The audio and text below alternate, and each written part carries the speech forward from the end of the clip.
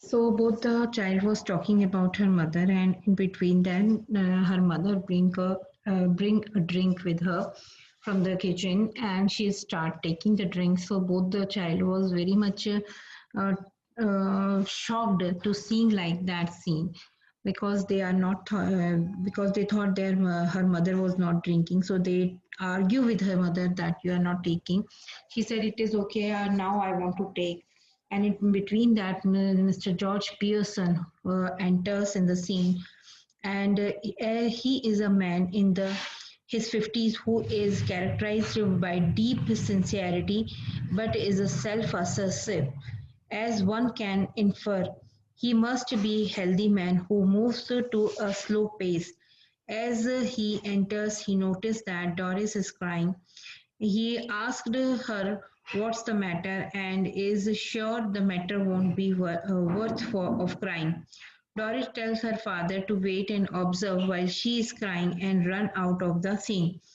George Pearson is left amazed at how she ran and what she said. Mrs. Pearson's reply to George rhetorically question. He is still confused about what is going on. So Mrs. Pearson advised him to ask Doris what she meant. Mrs. Pearson raised her glass to sip her shot. George gets even more shocked because he also knows that my wife is not drinking. Now, what happened to her? So that is why. Still amazed, she asked the reason behind her drinking. Still maintain her calm, she simply replies by saying that she is drinking it because she wanted to. He is shocked at the sight of Mrs. Pearson drinking and too during a day. She counter questions and asks what is the problem with drinking at this time of the day. So George explained him that he is shocked because Mrs. Pearson had never been seen like a drinking, and in the daytime it is difficult. So all these things happen with both of them, in between both of them. Responding of Mrs. Pearson and the reactions come from the other side is very different to both. She explains that it is a long time since she amazed she wants to do. Now she had.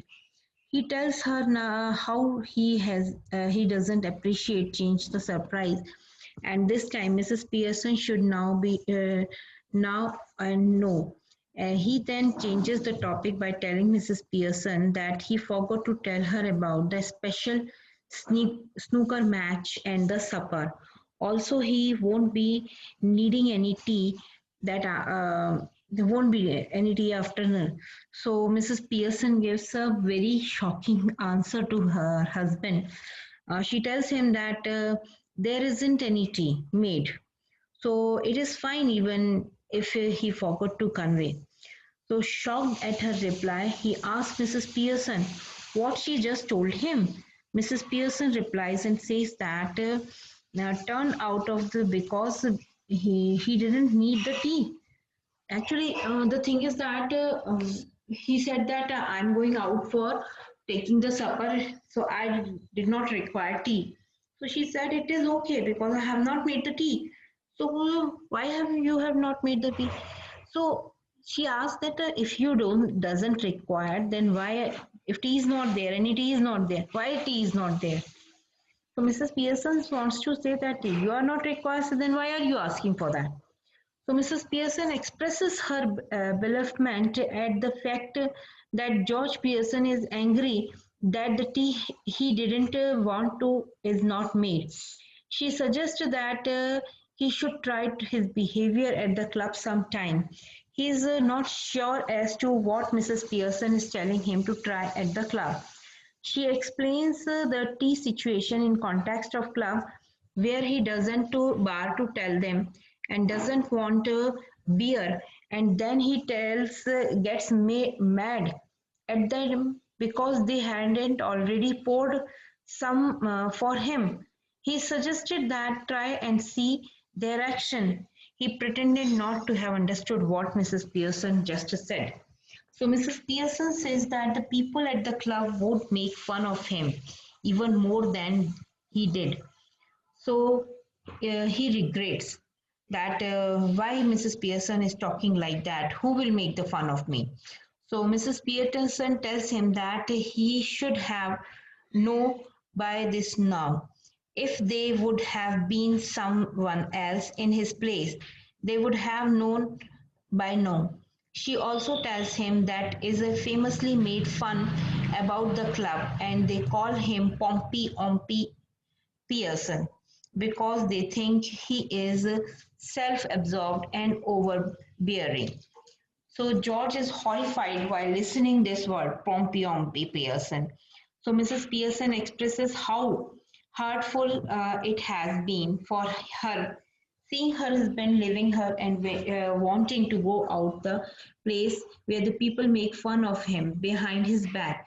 She further adds that he doesn't it every night instead of going out with Mrs. Pearson, who doesn't at least make him look like a fool because every night he was going there and this is the happen.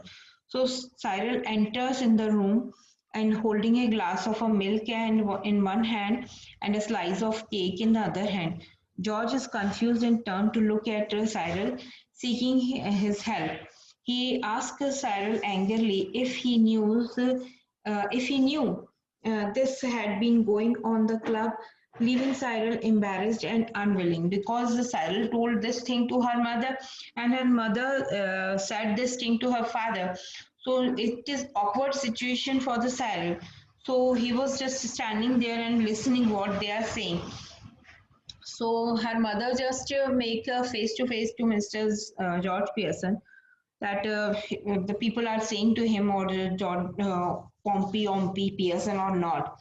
So George cursed himself slowly as if they called name at the club. Then he may go to hell. He leaves the scene in the shock and disappears as if he has been hit on the head. Cyril sees him go and turns to talk to the Mrs. Pearson and said that this is very wrong what you have said to the father. So she said it is a part, she then imparts some words of wisdom by telling him that truth is only hurts for a short while and it is fine to get one's feeling hurt at time. She further mentioned that this would be not happen if his father did not go to the club every day, every other day. He doesn't believe in whatever the Mrs. Pearson has to say at the moment. Mrs. Pearson make it clear that she doesn't invite Cyril's opinion on the matter. She mentions that he also doesn't have enough knowledge to talk about these things because all he knows is spending time and money on the gear horse races and ice shows. He mentioned that he doesn't find any problem to doing so if it brings him joy. So Mrs. Pearson also said that let us him know that she has no problem with him doing all those things if they are all really brings him joy. She asked him if he is actually getting the enjoyment he claims to have the achieved and in addition in the talking him now hear good. Suddenly something knocks the door, thinking that someone must have visited him. Cyril does to check the door and come back after a while only to tell Mrs. Pearson that Mrs. Buzzard has come to see her.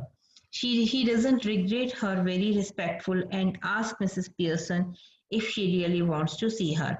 Actually, from her apartment, from the Mrs. Wedzer apartment, Mrs. Pearson was watching all these things, what is happening in her home.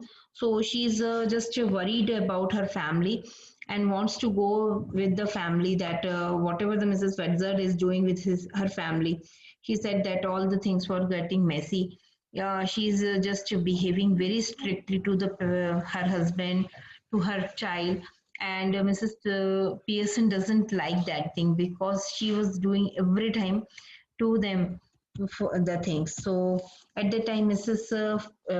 Pearson, who is in the body of Mrs. Fetzer, come to her home, and Cyril was just giving a very bad response to her and wants to say to her mother, Mrs. Pearson, that you want to meet to her. So Mrs. Fitzer said very clearly, she replied that she indeed wants to see Mrs. Fitzer and also tell him to treat her with respect, as she is a delightful woman who talks more sense than him. While Cyril guides Mrs. Fitzer to Mrs. Pearson, Mrs. Pearson finished her shout and greets her when she finally sees her. Hesitating, she enters and asks if all is going well. Cyril instantly disagrees. Mrs. Pearson, is in an attempt to cover the situation, tells Mrs. Fetzer that everything is all right, instruct the Cyril not to speak at all. Considering Mrs. Pearson is being unfair, he burst out and asked her to we shall not to speak. Mrs. Pearson shoots Cyril. So Mrs. Pearson just instruct to her son that she have to be talked to her. Anyone, those who are coming at home, they have to talk properly and they have to treat them properly.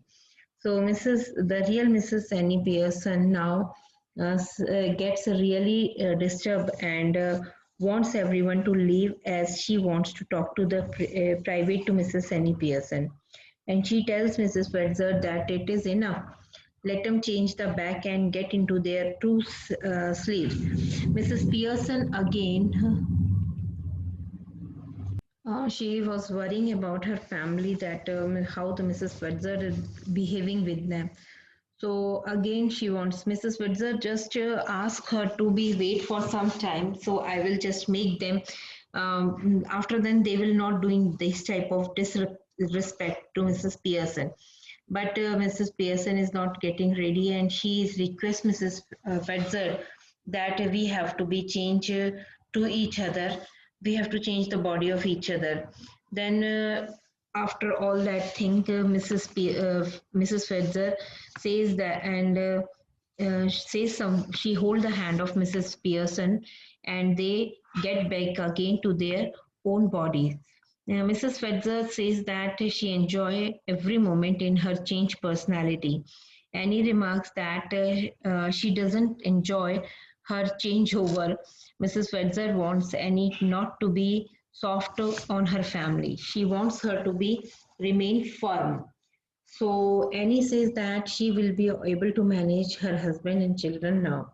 Mrs. Fetzer wants her not to be give any apology or explanation. Otherwise, they will again start treating her indifferently. She must wear a tough look and talk to them rudely if she wanted them to be behave in the right manner. For a change, then Annie smiles. Her family's members smile back and feel very relaxed as they had cancelled their going out. The Annie feels that they all as a family should play a game of rummy. She also asks her children to prepare the supper for the family, for which they readily agree. She also wants to have a talk with the George, her husband, for which everybody agrees. The play ends on the happy note where the children and the husband are willing to do the whatever Mrs. Annie Pearson suggests. So the thing is that the value highlighted in this chapter is that the housewife and the heart are also working very hard. They are these play brings out the significant role of a mother in running a family. The author has tried to highlight the work done by the housewife, how is taken the granted most of the time by the children and the husband or the other family members. Running the household work and meeting everybody needs to be easy to work. The person, those who are working out, if they are not getting the things on time, if they are not getting the lunch or dinner at time, how can they work out? So this play just give an advice that if you want to work properly, so you have to be need someone at the home who was doing all that thing of your work at time. Say they will get, then you will get work your, you will complete your work or you will assign your things completely on time. So this is the motive of the play. The here the writer described to want to say to you.